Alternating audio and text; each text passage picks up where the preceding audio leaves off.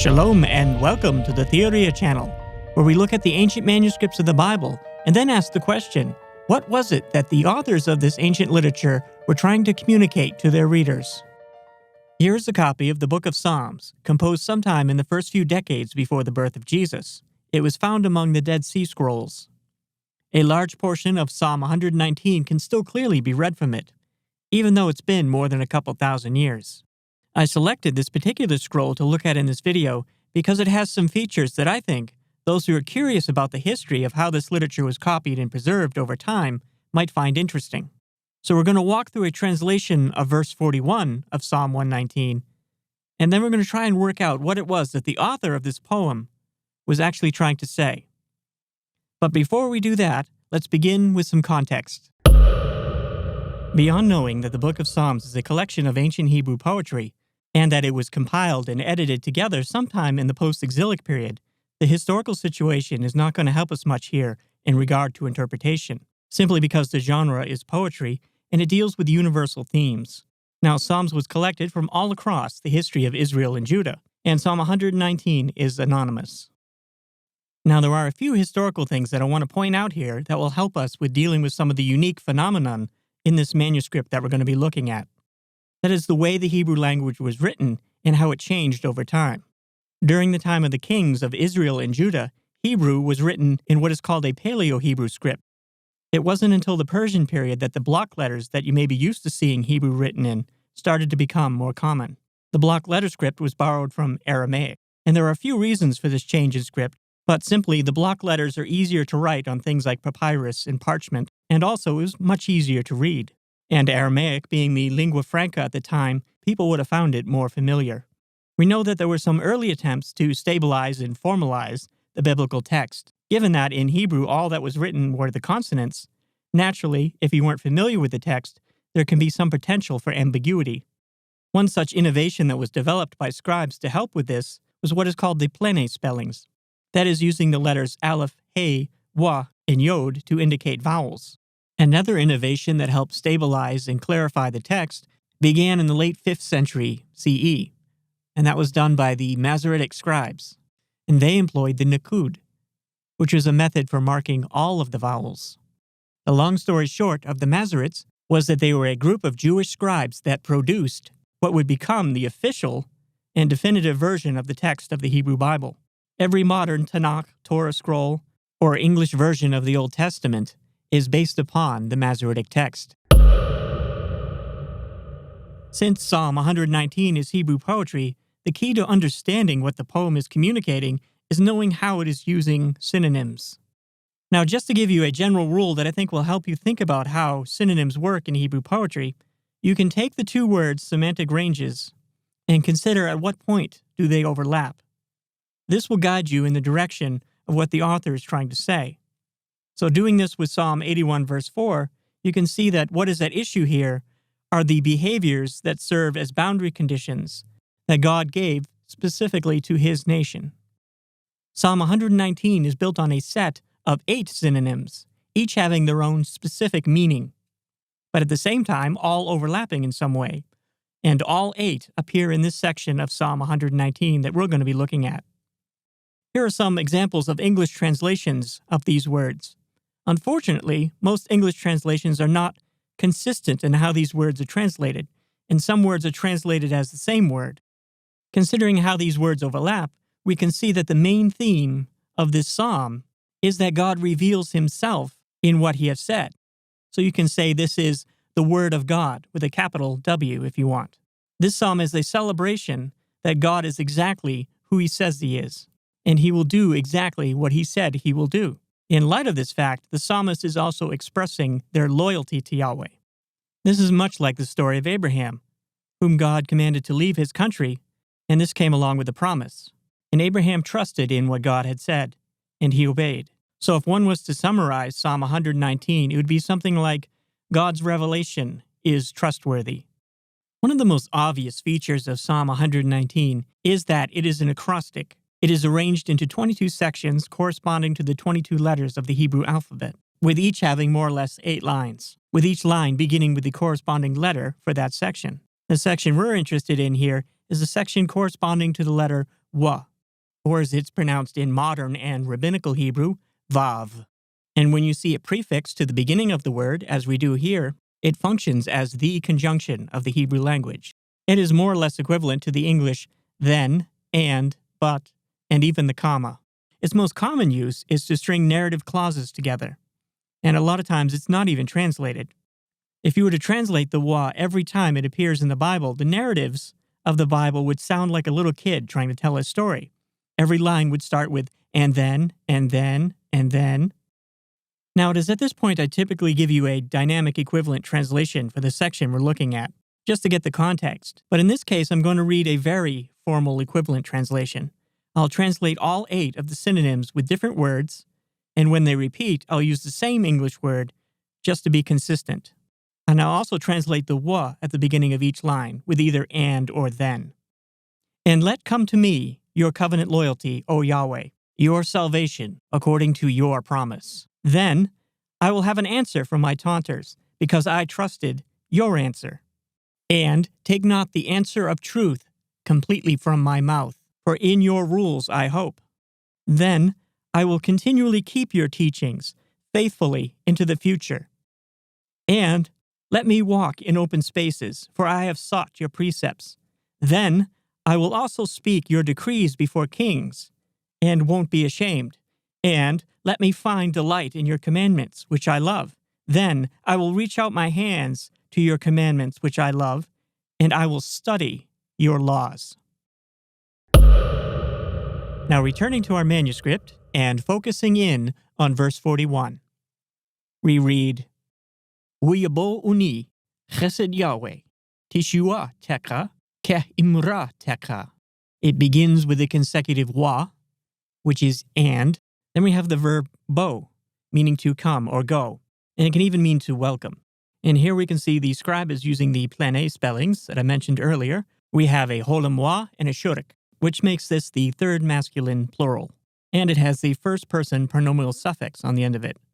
And it is a jussive, meaning it expresses a wish or desire. So we have, and let them come to me, and the them being the subject of our clause. So this is the chesed Yahweh.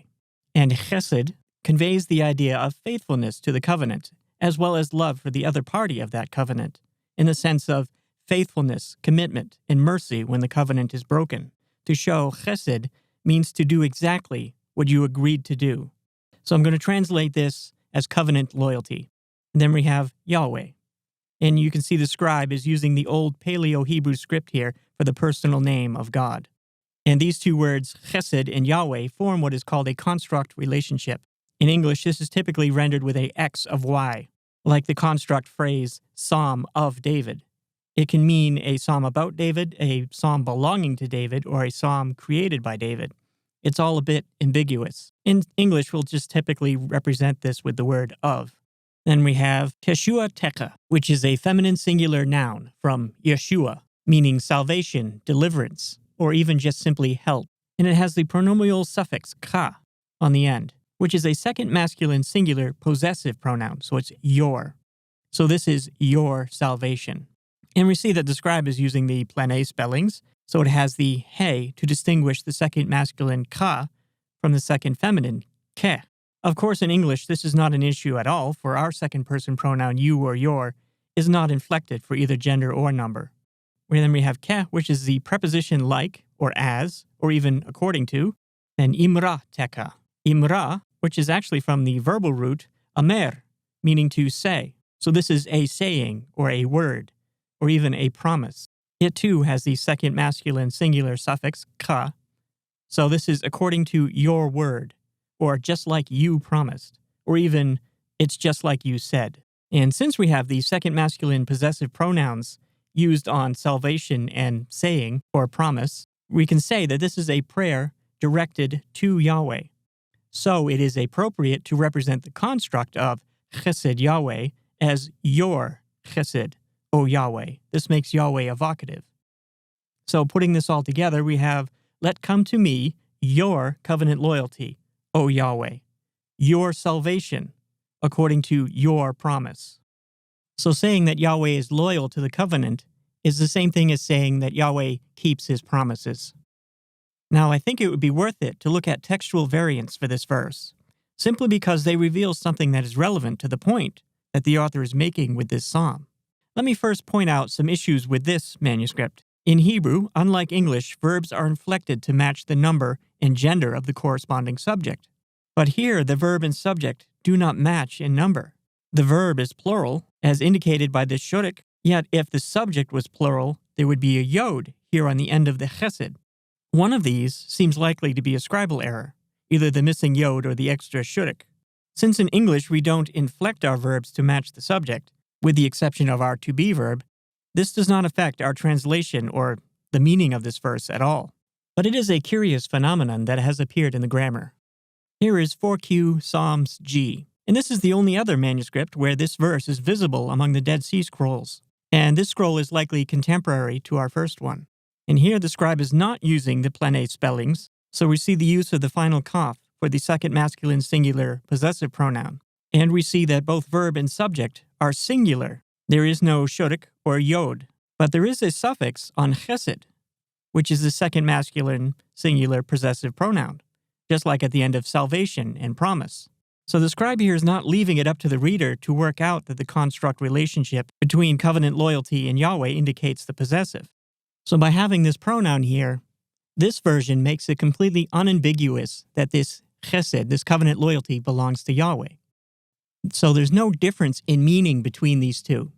And it doesn't even affect our translation at all. In fact, it makes our translation even more literal. So the fact that the verb and subject are both singular in this one leads us to believe that the plural verb may be the scribal error here. And it's not unheard of for the scribes to make these types of errors. In fact, there's one obvious one just on the next line. If we zoom out a bit, you can see the scribe missed an aleph and then went back in and wrote it later. Now, both of these scrolls were hidden away in a cave somewhere around the year 68, and they remained there until 1947. So they were lost to us, and for all that time they were just sitting there, being buried progressively in copious amounts of bat guano. But what we did have was the Masoretic text. This manuscript was produced around 920, and as you can see, the Masoretes employed the nikud, marking every vowel. And what we find here is that the scribe used the consonants for the singular version, but put the vowels in for the plural. So the Masoretes created an artificial spelling that preserved both versions. And the scribe also included a note indicated by the little circles above the words. And this directs us over to the Masora Prava in the margin. This note tells us that the spelling is defective, and that this weird spelling, which is a result of combining the vowels from the plural and the consonants from the singular, is the only instance of this spelling in the entire Hebrew Bible. Even before the discovery of the Dead Sea Scrolls, it was speculated that this artificial spelling was the result of the Masoretes preserving two variant spellings. And with the discovery of the Dead Sea Scrolls, this theory was confirmed. We can even bring the Septuagint in for comparison here, the Septuagint being a Greek translation done around the 2nd century BCE, and it was popular among early Christians. It translates both verb and subject as singular, and adds the possessive pronoun.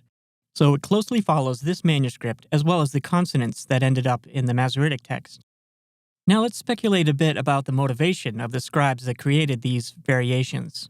Well, in each of these cases, whether adding vowels or adding a pronoun where it was only implied before, tells us that the motivation was likely a desire for an accurate preservation of the meaning of the text. In the case of the Masoretic text, you can add to that the preservation of the very letters and words themselves, as well as the preservation of any variants that they may have known of. This is worth reiterating here. These scribes made these spelling changes to preserve the meaning of the text and make it clear to the reader. So with just this little bit of textual criticism that we did here, we can walk away with a high degree of confidence that we understand what the psalmist meant by these words. And when it comes to textual variants, it is the case 999 times out of 1,000 that the variants only help to increase our confidence that we understand what is being communicated by the original. So the preponderance of the evidence here tells us that our translation is likely correct. Now, even though none of these differences affect our translation or even our understanding of what this verse meant, it does show us that we can have some confidence that the meaning of the text was indeed preserved. And looking at some of the popular English translations, we can see that they all rendered this verse more or less the same way, with the verb and subject being singular. And the only one I found that uses the plural is the Authorized Version, which tried to follow the artificial spelling of the Masoretic text, using the plural, your mercies. And still, with all of these translations, there is no difference in meaning. Now let us take this idea that with a bit of work, we can have some confidence that we know what the text meant when it was written, and combine that with the point the psalmist is making here in Psalm 119. So we trust that God is who He has revealed Himself to be, and we can have confidence that Scripture still conveys the meaning that God and its authors intended. Then it can be said that God has provided a reliable means by which He can be known. And the appropriate response would be to do what the psalmist suggests in verse 28, and reach out our hands and pick it up, and read it, study it, meditate on it. Going back to the example of Abraham I brought up earlier, Abraham had no Scripture. All he had was that God made him a promise. He believed it, and it was accredited to him as righteousness. And given that we have so much more than Abraham, that would mean that we have much less of an excuse for our unfaithfulness and ignorance of God's nature. This is a very sobering thought. Now suppose we, like the author of Psalm 119, were to put our trust in that God is indeed who He says He is. And given the amount of God's revelation that is available to us, here is the question for your contemplation. When it comes to the way God has revealed Himself, is there anything to be uneasy or anxious about?